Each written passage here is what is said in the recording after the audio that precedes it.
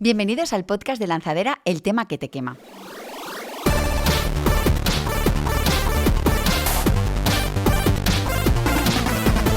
Para tocar el tema de formar equipo, hoy contamos con la presencia de Iria Sanz, que es CEO de La Tegua, que es un software que personaliza la compra de mobiliario y decoración a través de la inteligencia artificial. También nos acompaña José Burgos, CEO de Fresh People. Fresh People es un ecosistema de servicios, tecnología, inteligencia artificial que ayuda a pymes y corporaciones con sus retos de gestión de personas. Bueno, dos perfiles magníficos para hablar de cómo montar equipo. José Burgos, CEO de Fresh People, Iria Sanz, CEO de La Tegua. Muchísimas gracias por venir al podcast El tema que te quema. Hoy vamos a hablar de la difícil tarea de montar equipo, de retener talento, de atraer talento y de gestionar personas. Yo me pregunto que para un emprendedor que empieza su proyecto, que tiene mucho trabajo con la idea, la propuesta de valor, los clientes, las rondas de inversión, levantar capital, etcétera, de repente es como un plus el gestionar personas. Es como un reto más, ¿no? ¿Cómo se abre este melón? Bueno, Neus, muchísimas gracias por invitarnos. Al final, la realidad es que cualquier cosa que quieres hacer que tenga mínimamente impacto, necesitas personas a tu alrededor para conseguir resolver los retos que implica eso que quieres hacer, ¿no?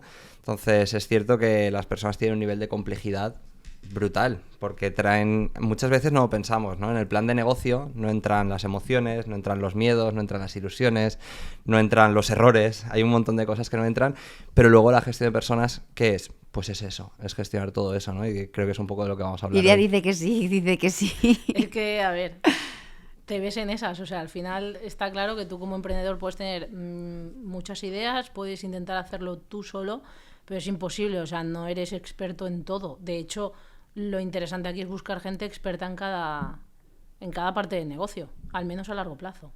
Sí, bueno, eso la verdad es que es un tema interesante. Tú identificas cuál es la necesidad que tienes. Necesitaría una persona en mi equipo que hiciera esto, que fuera experta en esto, porque yo no alcanzo, no llego o no tengo tanto tiempo. Primero identificas eso y luego vas a buscarla. ¿Dónde? ¿Dónde vas a buscarla? Pues ¿Está estandarizado? ¿O cómo funciona en verdad? A ver, en mi caso depende un poco del perfil. O sea, hay perfiles pues que a lo mejor no son tan técnicos y puedes, por ejemplo, para mí LinkedIn me parece una herramienta bestial. Luego también me gusta preguntar mucho alrededor porque si tienes referencias personales de la gente, para mí es un plus. Y luego pues si ya te ves en un callejón, pues a lo mejor dices, bueno, pues voy a intentar, yo qué sé, contratar a alguna empresa o algo, pero es que en etapas súper iniciales es que no tienes. No tienes dinero. ¿Cuál es la realidad, José? ¿En verdad qué sería lo ideal? Mira, yo creo que no hay una fórmula mágica de cómo hacerlo. Está claro que lo primero, lo más importante es tener un poquito de claridad de qué quieres hacer, tener un poco de claro qué puesto realmente necesitas y si de verdad lo necesitas. Uno de los errores principales que nosotros detectamos cuando trabajamos con emprendedores o emprendedoras que están en fase inicial es que han ido contratando a gente para delegar cosas que o ya no llegaban a hacer o no era lo que más les gustaba. ¿Y ese no es un buen enfoque? No necesariamente, porque al final, siendo realistas, una startup es una empresa que necesita validar una serie de cosas en el menor tiempo posible para poder escalarlas, hablando mal y pronto, ¿no? Entonces, si asumes esa premisa, necesitas encontrar a personas clave que te ayuden a validar cosas clave en cada una de sus áreas de negocio. La teoría suena muy bien. Luego, claro, depende del dinero que tengas, podrás hacerlo de una manera o de otra, pero siempre tener en mente objetivos de contratación que vayan más allá de delegar tareas que igual te están impidiendo hacer otras cosas es importante, porque al final cuando lo piensas con esa otra perspectiva, pues en vez de 2 personas igual muy juniors, pues contratas una más senior, ¿no? Y ese tipo de cosas son importantes tenerlas en cuenta. Pero no hay una estructura correcta ni hay una manera de hacer correcta, pero yo sí que recomendaría a todo el mundo... Puede haber recomendaciones. Claridad, tener claro, oye, yo contrato a esta persona para esto concreto, porque en mi negocio esto implica esto y esto otro. Cuanto más claridad tengas y más le hayas dado la vuelta a la caja sobre qué realmente necesita tu negocio y entonces qué personas y qué perfiles son clave, pues más probabilidades de éxito vas a tener, por supuesto. Y luego una segunda recomendación es alineación cultural.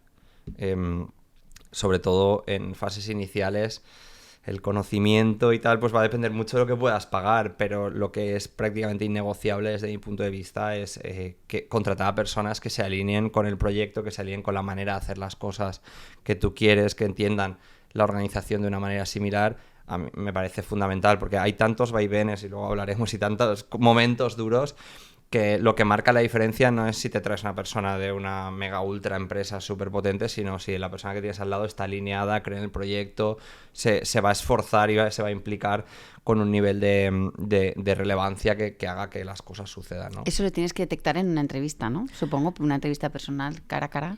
Claro, a ver, por ejemplo, en mi caso, yo soy una persona muy emotiva, ¿no?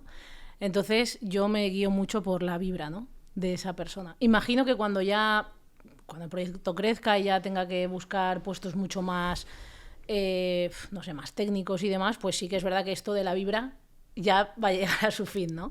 Pero sí que es cierto que para mí, por ejemplo, es muy importante el hecho de... Yo estoy entrevistando a alguien, a mí me ha pasado muchas veces, entrevistas a alguien que a lo mejor tiene que cumplir 10 requisitos, ¿no? Pero cumple 7. Pero es que le ves ese algo, esa chispa que dices... Ostras, es que esta persona, a mí me pasó, ¿no?, con una de mis compañeras, no cumplía todo, pero es que digo, pues es que me da igual. Os ibas a entender. Es que me iba a entender, y encima es que una startup no es una empresa normal.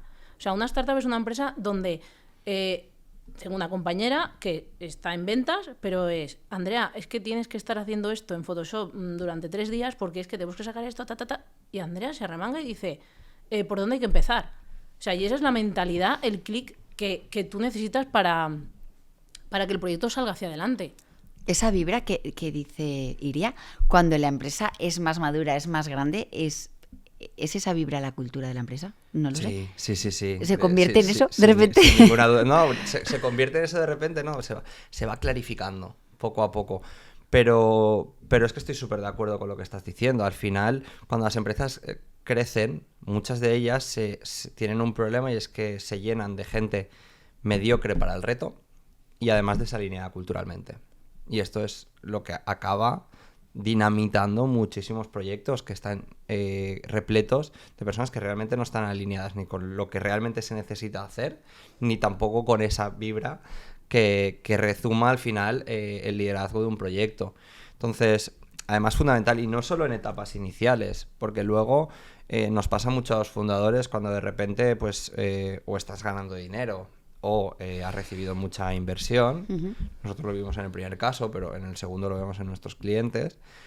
Ostras, tú también tienes tus perspectivas y tal, y dices, no, pues voy a fichar a fulanito que viene de no sé dónde. ¿Se sale tan poquitas veces eso bien? Eso es lo que luego hace que la plantilla no esté alineada realmente. Claro, porque lo importante es que... Pero claro, tienes que tener claro cómo quiero trabajar, cómo quiero construir, cómo quiero impactar en mis distintos grupos de interés, cuál es el ADN de mi organización. Cuando las cosas salen en esta organización, ¿por qué es? Porque ¿cómo se piensa? ¿Cómo se trabaja? Y cuanto más claro tienes eso, más contratas a gente que se alinea con esa manera de hacer. Nosotros, por ejemplo, que hemos hecho cambios importantes de plantilla, de un tipo de estructura, hemos repensado, hemos cambiado, hemos dicho, pues esta estructura no tiene sentido, vamos a esta otra. Estamos contratando gente que vive el sueño que nosotros estamos trabajando de una manera muy, muy a flor de piel, pero además es consciente de la variabilidad del negocio. Y que hoy estamos aquí, mañana allí, y ahora vamos a hacer esto y luego vamos a hacer lo otro, y por el camino pues no va a ser una línea recta, sino que vamos a dar una vuelta por aquí. Eso en el modelo de calidad total se llama... Las bordadas. Las bordadas, ¿verdad? Sí. Pues esas bordadas, hay mucha gente que si no se alinea con esa manera de hacer y esas bordadas... No las entiende bien. Claro, y cada organización tiene las suyas. Pero esas bordadas también incluyen, cuando las cosas no van bien, tener que deshacerte de gente, ¿no? Desvincular gente es uno de los momentos más duros como emprendedor. Yo creo que todos lo hemos vivido. Pero es uno de los mayores actos de responsabilidad como emprendedor. O sea, yo prefiero desvincular personas cuando soy consciente que o bien esas personas no tienen el encaje que deberían de tener, ya sea a nivel cultura, ya sea a nivel habilidades, ya sea a nivel requisitos de posición. Yo prefiero desvincularlas, o ya sea porque no tengo el dinero para pagarles dentro de 2 meses, y me parece muy responsable y muy honesto hacerlo, y es un acto de responsabilidad. Ahí la comunicación es crucial, ¿no? Ahí la valentía es crucial. Si no quieres despedir, no emprendas.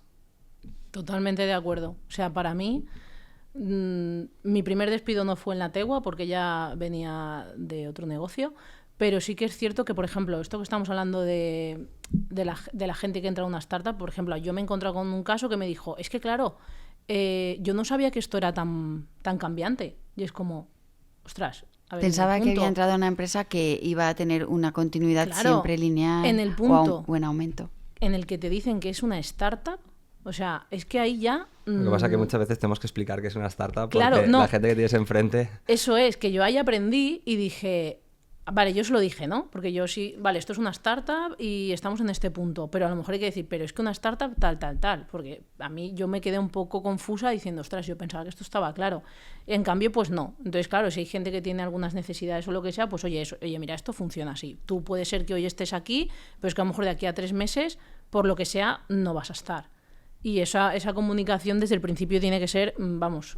Claro, pero eso es un punto en contra de la captación de talento, ¿no? No digamos que... Yo creo que depende. Complicado. Mira, te pongo un ejemplo de ayer. Vale. De ayer cuando... De ayer por la tarde estábamos entrevistando a una persona para Fresh, que es un perfil muy clave. Yo inicié la conversación hablando de los flujos de caja de Fresh y de qué tipo de negocio tenemos y qué pasa. Tenemos clientes muy grandes, nos pagan a 150 días... Le hablaba de eso, o tenemos otros clientes que nos pagan a la semana o al mes, pero tenemos esto hace que pensemos de esta manera, que tomemos decisiones de esta manera, que nos financiemos de esta manera. Sí. ¿Por qué? Porque no quiero que luego nos diga, oye, quiero invertir 1 millón de euros en no sé qué, y que no entienda por qué le decimos eso no se puede hacer. Sino que vayamos alineaditos desde el día 1. Este es el negocio que tenemos. Si te gusta, genial. Porque no perdamos de vista, es mucho peor que entre una persona en tu equipo con una visión distinta de lo que es tu empresa, que esa persona te diga que no antes de entrar. O sea, el coste de oportunidad es brutal. Totalmente. Yo estoy totalmente de acuerdo en eso y que tienen que tenerlo claro desde el minuto 1. Por eso digo, lo de la vibra que he comentado, yo creo que va por ahí. O sea, yo le llamo vibra, será cultura, será lo que sea. No, pero me parece muy vibra. Pero, lo hemos entendido. Pues claro, pero al final es un poco eso, ¿no? Explicar sobre todo, y sobre todo en ciertos puestos de trabajo, por ejemplo, en ventas. O sea... Vamos a ver, en nuestro caso hemos pivotado. Entonces, claro, yo en mi cabeza, como fundadora, como CEO, lo tengo todo clarísimo. Pero ahora tengo que explicárselo. Entonces, por ejemplo, yo he aprendido en el camino que es muy importante contratar gente espabiladísima. Que le expliques las cosas y lo entienda al minuto. Que luego le costará más hacer otras cosas, o no. Pero es como, para mí eso es muy básico. Porque una startup está cambiando continuamente. Entonces, claro, si hoy te estoy diciendo, oye, mira, este es el foco, y mañana te digo, no, es que hemos probado esto, no ha funcionado, hay que cambiar el foco. Como esa persona no esté ágil, totalmente. O sea, fuera, porque es que no hay forma. Porque hablabas tú de la valentía antes de emprender, es decir, tienes que ser valiente para emprender y también para despedir, porque es un momento complicado. Sí. Puede ser que porque la empresa no esté pasando por un buen momento, puede ser porque te has equivocado eligiendo a la persona. En esos casos, ¿cómo se afronta esa situación? ¿Cómo debería un emprendedor mirar a la cara de la persona que ha contratado y decir, mira, no? Si has hecho las cosas mínimamente bien, por lo menos puedes ir con la cabeza alta, que ya es un primer paso. Es decir, si tú pues pactas un salario que sabes que no puedes pagar, pues entonces ya tienes una serie de problemas que son distintos. Pero si tú has hecho las cosas mínimamente bien, lo primero es que puedes ir con la cabeza alta, que ya es un paso importante. Y luego desde ahí yo creo que hay una mezcla de asertividad y empatía. Yo creo que hay que tener empatía porque a nadie le gusta que le despidan de ningún trabajo. O sea, creo que es uno de los momentos más traumáticos para una persona porque le estás diciendo a alguien, no te quiero.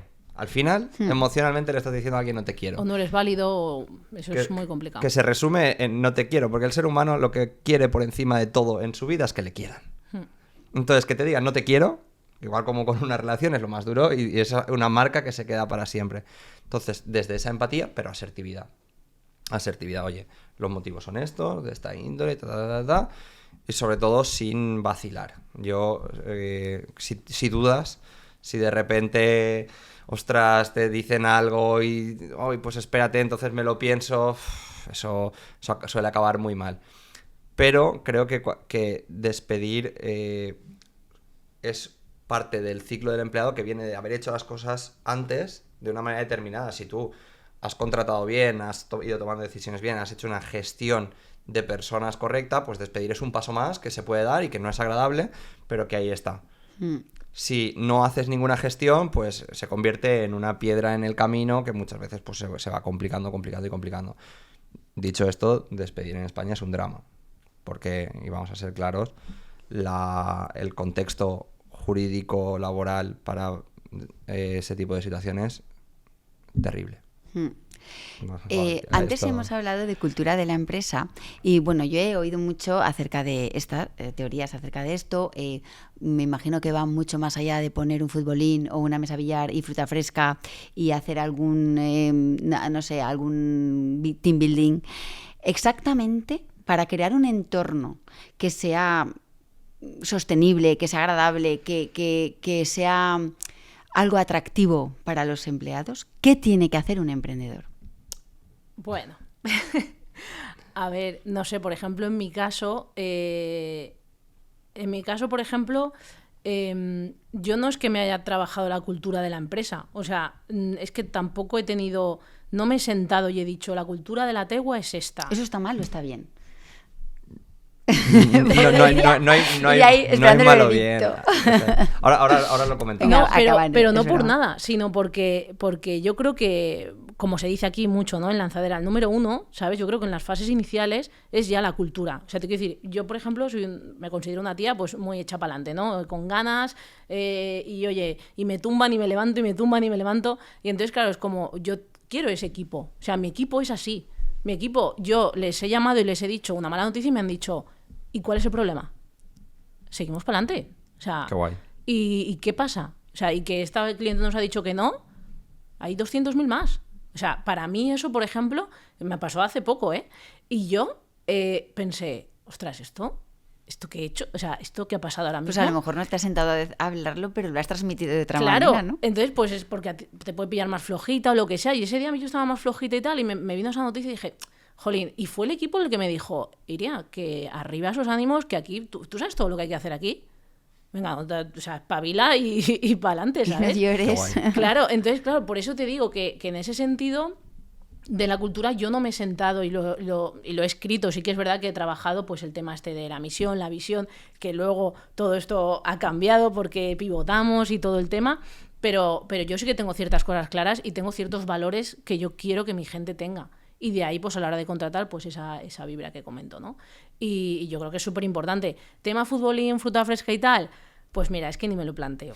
O sea, para mí ahora mismo hay que sacar la tegua, hay que tener un buen producto para el cliente y hay que tirar para adelante. Y si luego tenemos fruta fresca y de todo, pues fantástico y fenomenal. Sí. Pero vamos, que para mí eso es un extra que se pone, pues no lo sé, pero vamos. ¿Por qué se pone? Exacto. Porque muchas veces no se tiene de lo otro, que es lo importante. Por eso se pone. Vale. Mira, al final no está bien ni mal. O sea, yo diferencio que hay empresas que tienen culturas declaradas y culturas no declaradas. ¿Vale? Pues ella en su caso no la tiene declarada específicamente de tenemos estos valores, tal y cual. No es ni bueno ni malo. Te habilita para unas cosas y te va a poner ciertas dificultades en otras a medida que crezcas, pero no es ni bueno ni malo, responde a un momento vital de la compañía. A lo mejor más adelante estaría bien que lo escribiera, ahora está funcionando así. Ayuda, o sea, al final, desde mi punto de vista, las startups son una moto que va a 300 por hora por una carretera en medio del desierto, ¿vale? Y la carretera es la cultura. Si tú la tienes llena de piedrecitas porque... Y no hablo de que esté declarada o no declarada, sino porque tienes gente que no está alineada, porque hay cosas de tu cultura que te frenan, porque tienes una cultura que igual no está alineada con el negocio que quieres tener, etcétera, pues tienes piedrecitas en la carretera. Si vas a 10 por hora, la piedrecita da igual, pero a 300 por hora, la piedrecita de la carretera, sales volando. Eso es la cultura de una organización en este tipo de compañías. Con lo cual, evidentemente, todo lo que hagas para alinear, para que todo el mundo clarifique, etcétera, te va a ayudar mucho. Desde contratación hasta conversaciones con el equipo. Por ejemplo, nosotros sí que tenemos como unos valores muy concretos y trabajamos constantemente esto desde el lado del desarrollo del talento en nuestro equipo. ¿Por qué? Porque pues tenemos un valor que se llama Best Place to Grow. Nosotros decimos, oye, Fresno va a ser el mejor sitio para trabajar porque por recursos ¿no? Pero sí que puede ser uno de los mejores para crecer. Pero eso implica que tú tienes que plantearte nuevas cosas, probar cosas, intentarlo, gestionar el error, etc. Y esto para una persona junior significa esto y para una persona que lidera un equipo de 10 personas significa otra cosa. Pero eso no deja de ser una clarificación de una vibra concreta. Lo que pasa es que a medida que vas reflexionando sobre ello, haces un puente y dices, yo estoy aquí, quiero llevar mi negocio aquí, que de lo que soy yo y tengo fortalezas y cuáles tengo debilidades. Nosotros, por ejemplo, éramos un equipo muy soñador. Todos éramos muy soñadores, muy, pues eso, ¿no? Un poco pues visiones al emprendedor, de tal. De repente empezamos a crecer y empezamos a contratar gente muy organizada, muy esquemática, muy tal. Hubo un momento donde no nos entendíamos. Había gente que soñaba y había gente que decía, estos están locos y nos van a llevar a la quiebra. No había un punto medio. Entonces hemos tenido que ir acercando posturas, los soñadores entendiendo que no solo valemos para soñar, sino que tenemos que aterrizar, que hay una serie de cosas que tienen que funcionar de una manera determinada y que en la comunicación tenemos que ser de una manera determinada, y los más aterrizados entender que o pruebas cosas nuevas y inventas o nunca vas a competir con los mejores. Y ahí, pues en ese proceso hay gente de ambos lados que ha salido de la compañía porque no ha sido capaz de encontrar ese punto. Pero ahí sí que esa clarificación de una cultura determinada, de una manera de hacer las cosas, nos ha ayudado mucho. Pero insisto, momentos distintos de compañías. Por lo que explicáis, entonces está muy relacionado la gestión de personas con la escalabilidad de una empresa, ¿no? Total. O sea, tiene una relación directa. Es que tú puedes tener en cada persona una solución o un problema. Entonces, total. Si tu empresa está basada en que tienes que gestionar problemas, pues tu grado de escalabilidad se va a reducir. Además, depende mucho también del tipo de compañía. Hay muchas empresas, siéndote 100% honesto, que el valor humano es bajo. No les importa tanto. No y entonces prestan atención. Gestionan de otra manera y probablemente su negocio se lo permite. Y es así. Y hay otras empresas que no. Hay otras empresas que incluso estando en el mismo sector, en el mismo negocio, gestionan personas... ¿Depende del líder? Depende del líder 100%. Totalmente. Iria se ha definido como una persona emotiva. Yo creo que también eso puede ser lo que influya en que ella sí que tiene en cuenta ese valor de las personas, ¿no? No sé, yo conozco a líderes muy racionales que le dan muchísima importancia a las personas. Ah, sí, o sea, claro. No es una cuestión tampoco de carácter. No, yo creo que es una decisión vital y de cómo entiendes los negocios y de cómo entiendes tu empresa. Ya. Sí, pero al final yo conozco gente muy racional que tiene unos valores definidos, que trabaja de una manera determinada. Y que presta atención. Y que entiende perfectamente que la persona operativa que entró ayer tiene un valor diferencial para su negocio y lo trabaja de una manera y le da unas pautas determinadas. Y eso se puede aprender, ¿no? Como líder. Puedes aprender ese talento innato que a lo mejor pueden tener otros, se puede aprender. Total. Yo es que creo que, o sea, ya más racional o más emocional, yo creo que también es la empatía. O sea, yo es que creo que eso o sea, para mí es un valor básico en la vida. O sea, te quiero decir, por ejemplo... no sé, por ejemplo, el tema de las bajas de maternidad y todo ese tema, ¿no? Que hay mucha gente, muchas empresas, pues que no lo entienden. Que es como, ahora se me va tal, no sé qué.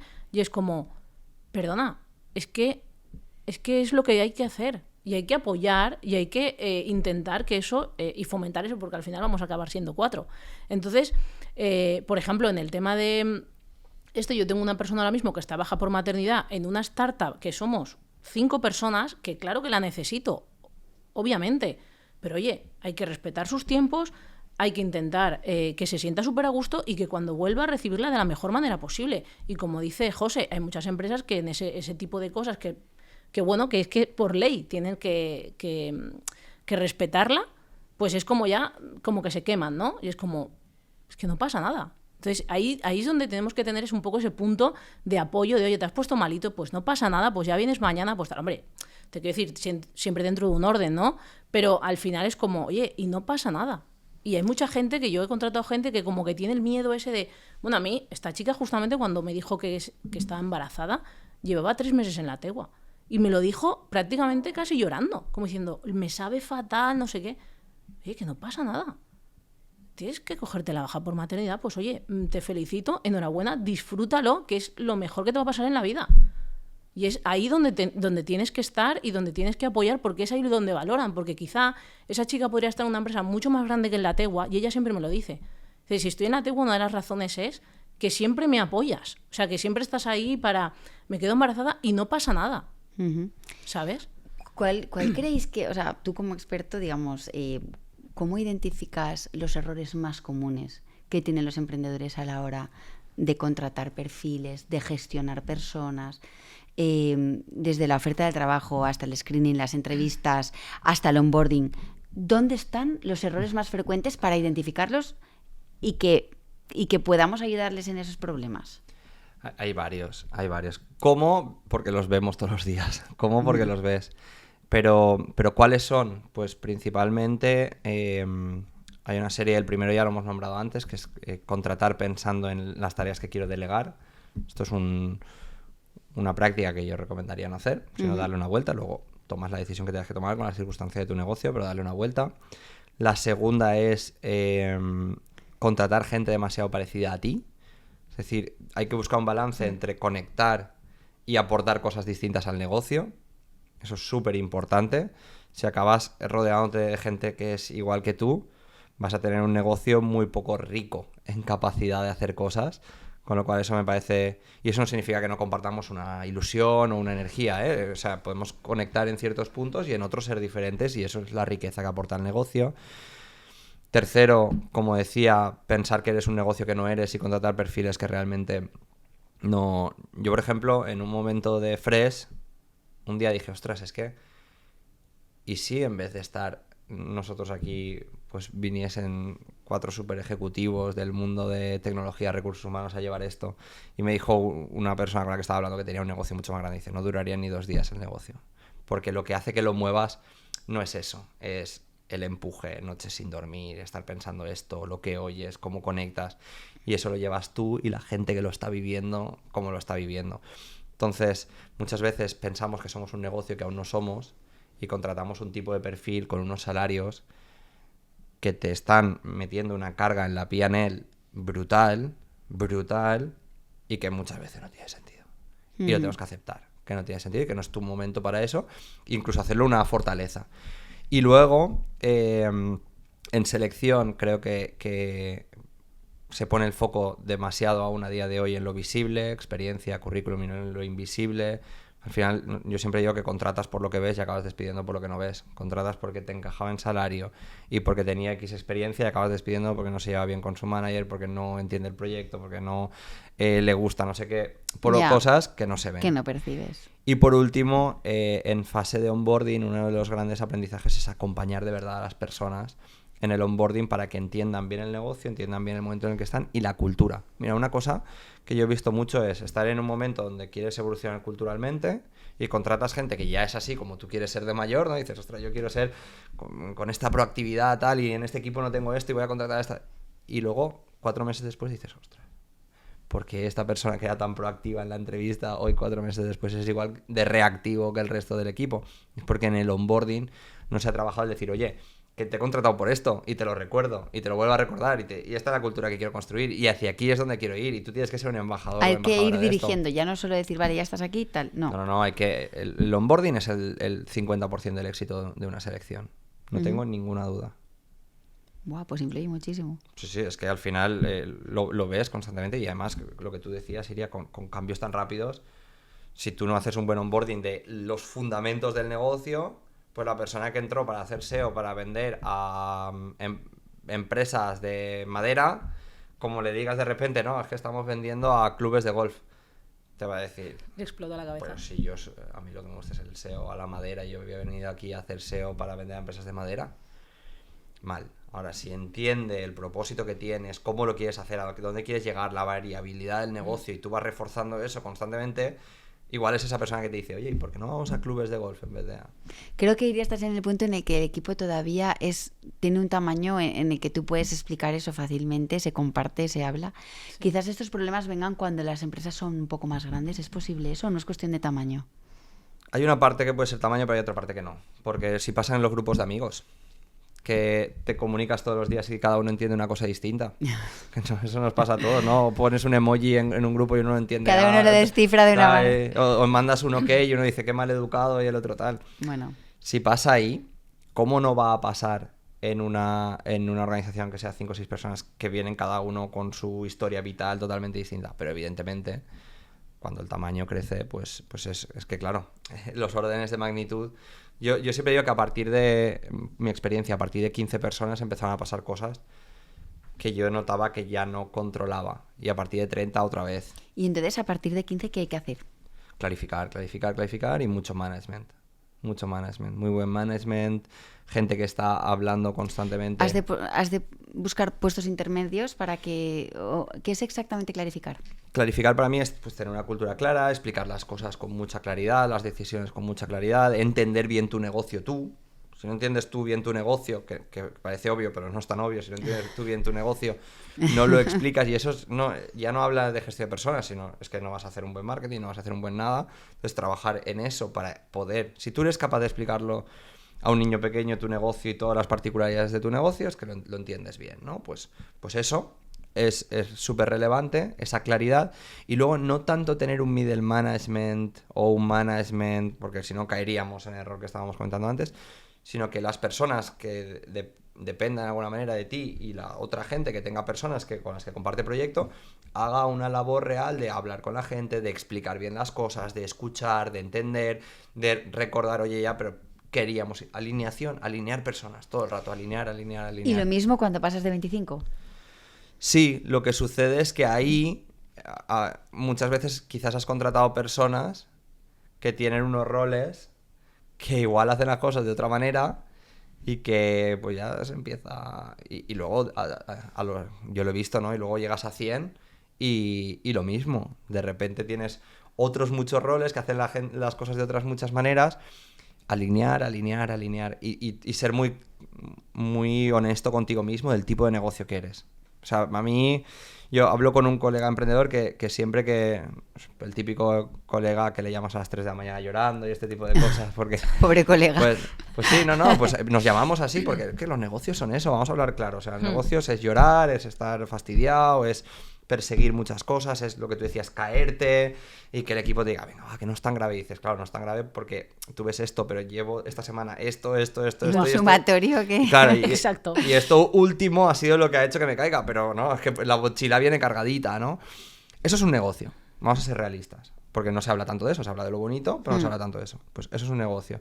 Entonces, cuando tú a eso no le metes gestión, pues claro, se complica. Total. Estabas diciendo, habías llamado a tu colega a las 3 de la mañana. Claro, porque claro, y hemos llegado a unas conclusiones muy chulas que te comparto, Iria, porque siempre cuando uno detecta que el otro se está flipando demasiado, le dice, ya estás en el momento donde te vas a meter una hostia increíble.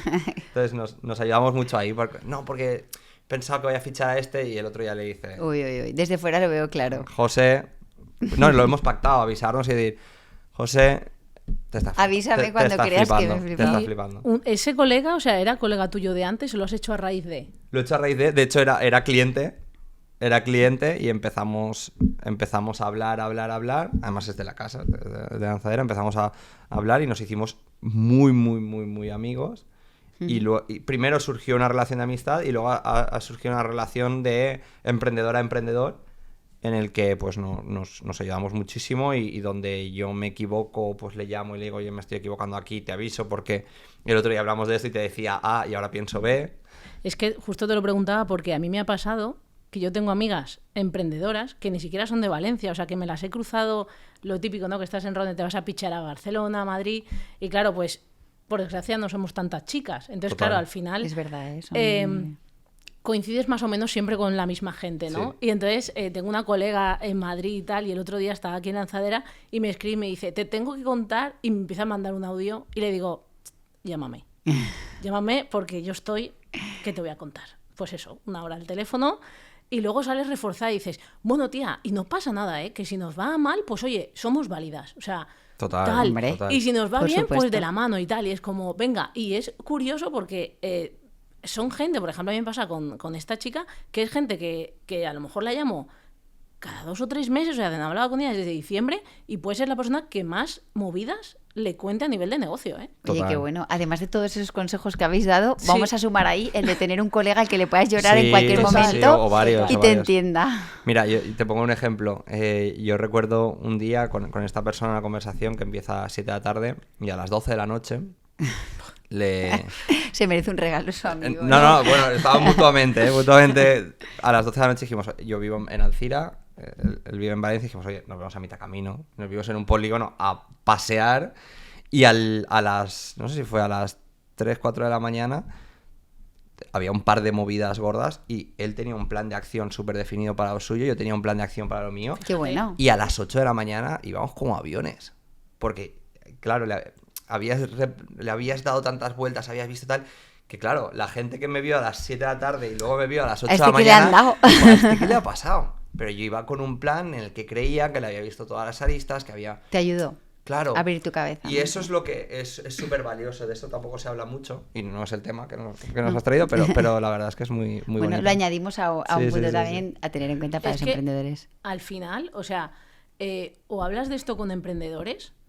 O es que los amigos te dejan de hablar. O sea, te quiero decir, llega un momento que es como te vas de cervezas y dices, bueno, no voy a hablar de esto porque no es que no lo entiendan, es que es tu movida y para ti es lo más importante como emprendedor, pero claro, para el resto del mundo, pues... Sí, mira, eso lo puedes sacar en el de finanzas, en el que tengas de finanzas lo puedes sacar. Tocaremos otro día el tema de... Hay un tema muy relacionado con eso que es hablar de las finanzas de tu compañía con gente que no tiene una compañía.